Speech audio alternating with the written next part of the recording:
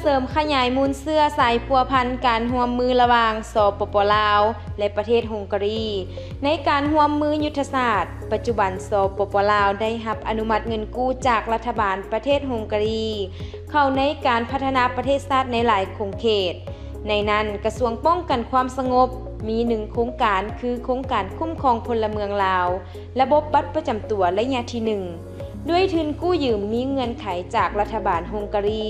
ในมูลค่า25 ล้านดอลลาร์สหรัฐเพื่อมายกระดับเรียกงานคุ้มครองสมนูครัวบัตรประจำตัวมีความทันสมัยสามารถเชื่อมโยงกับแขนงการอื่นซึ่งโครงการดังกล่าวแม้เริ่มจะตั้งปฏิบัติมาแต่ปี 2017 โดยกลุ่มบริษัทพรซิสเต็ม ZRTการจัดตั้งปฏิบัติโครงการคุ้มครองพลเมืองและบัตรประจำตัวได้แบ่งออกเป็น10ระยะต้นต่อคือ 1. การเซ็นสัญญาการค้าเพื่อกะเกียมจัดตั้งปฏิบัติโครงการ 2. สำรวจบรรดาความต้องการทั้งหมดในขอบเขตทั่วประเทศ 3. วิเคราะห์ขอบกฎหมายออกแบบระบบ Data System Model ออกแบบระบบซอฟต์แวร์โครงการ 4. ปรับปรุงห้องควบคุมระบบบูรณะห้องศูนย์ข้อมูลและนำเข้าศูนย์ข้อมูลทั้งหมดของโครงการอยู่กลุ่มคุ้มครองสมนูครัวและก่อสร้างหักฐาน 5. เริ่มต้นพัฒนาซอฟต์แวร์ของโครงการได้แบ่งออกเป็น4โมดูลหลักคือซอฟต์แวร์คุ้มครองสมนูครัวและออกบัตรประจำตัวลาวซอฟต์แวร์คุ้มครองสมนูครัวและออกบัตรประจำตัวต่างดาวซอฟต์แวร์คุ้มครองอาชีพพาหนะพิเศษและซอฟต์แวร์คุ้มครองอาวุธปืนศึกหลังจากสำเร็จก็ได้มีการกวดกาทดสอบประเมินบรรดาซอฟต์แวร์ดังกล่าวเห็นว่าสอดคล้องกับเวียกงานวิชาเฉพาะตัวจริง 6. ก่อสร้างห้องการใหม่และปรับปรุงบูรณะห้องการในขอบเขตทั่วประเทศคือได้ก่อสร้างห้องการใหม่อยู่กองบัญชาการปกส.เมืองห่มแขวงไชสมบูรณ์พร้อมนั้นยังได้ปรับปรุงบูรณะห้องการ8จุดคือแขวงไชสมบูรณ์ปรับปรุงบูรณะห้องการกองบัญชาการปกส.แขวงไชสมบูรณ์ปรับปรุงบูรณะห้องการกองบัญชาการปกส.เมืองลองแจงแขวงไชยบุรีปรับปรุงบูรณะห้องการกองบัญชาการปกส.เมืองไชสถานแขวงหัวพันปรับปรุงบูรณะห้องการกองบัญชาการปกส.เมืองโซนปรับปรุงบูรณะห้องการกองบัญชาการปกส.เมืองกวนแขวงหลวงพระบางปรับปรุงบูรณะห้องการกองบัญชาการปกส.เมืองโพนทองแขวงบริคำไซปรับปรุงบูรณะห้องการกองบัญชาการปกส.เมืองไชจำพรแขวงคำมวนปรับปรุงบูรณะห้องการกองบัญชาการปกส.เมืองคูนคำ 7. การติดตั้งเซิร์ฟเวอร์และเครื่องพิมพ์บัตรประจำตัวนำเข้าพาหนะโครงการหับไซต์เวียกงานเก็บกำข้อมูลพลเมืองในปี2020นำเข้าศูนย์ข้อมูลจากต่างประเทศมาติดตั้งอยู่กรมคุ้มครองสมนูครัวและก่อสร้างหักฐานกระทรวงป้องกันความสงบสำเร็จในเดือนมิถุนายน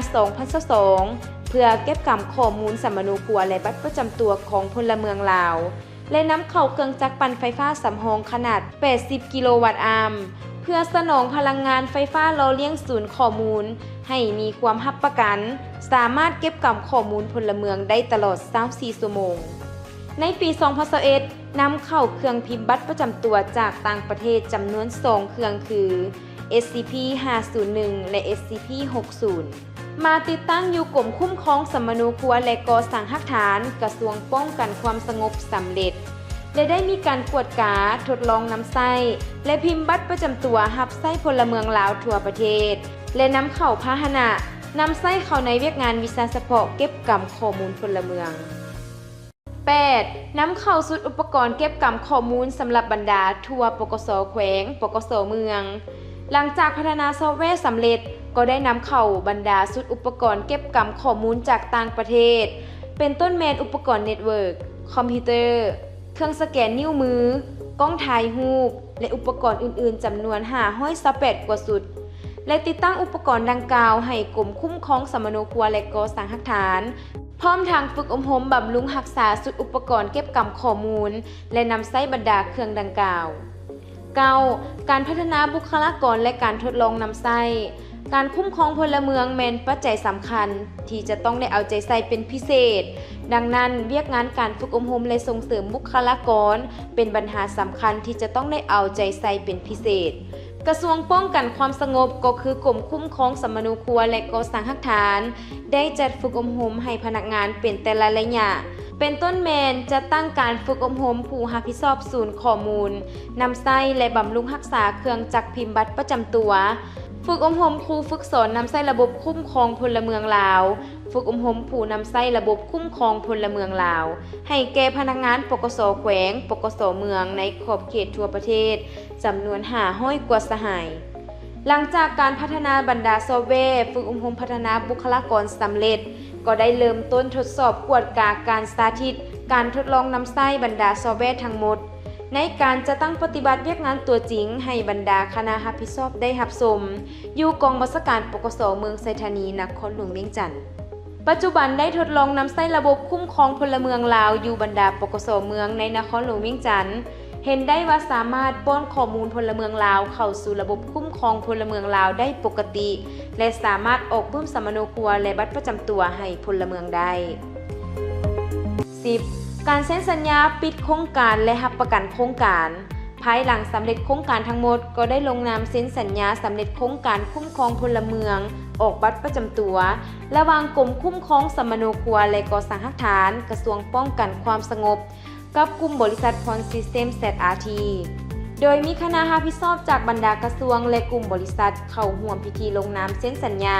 ปิดโครงการอย่างเป็นทางการวันที่ 10 เดือนมังกรปี 2025และรับประกันโครงการรอบด้านระยะเวลา 2 ปี ด้านโครงล่าง ระบบซอฟต์แวร์และบรรดาอุปกรณ์ของโครงการทั้งหมดซึ่งผลการจะตั้งปฏิบัติโครงการแต่ปี 2018 มาถึงปัจจุบันโครงการแม่นสำเร็จตามเป้าหมาย 100%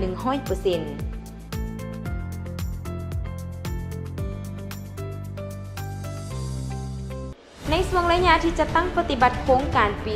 2019 ถึงปี 2021 ทั่วโลกแม่นเผชิญหน้ากับภัยพิบัติการแพร่ระบาดของพยาธิโควิด -19 อย่างหนักหน่วง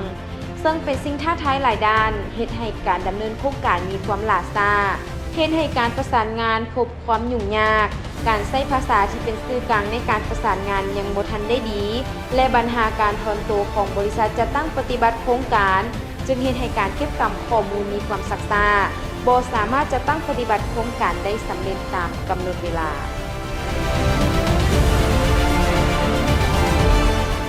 แต่ถึงอย่างใดก็ตามจากผลสำเร็จของเวียกงานโครงการคุ้มครองพลเมืองออกบัตรประจำตัวของพลเมืองลาว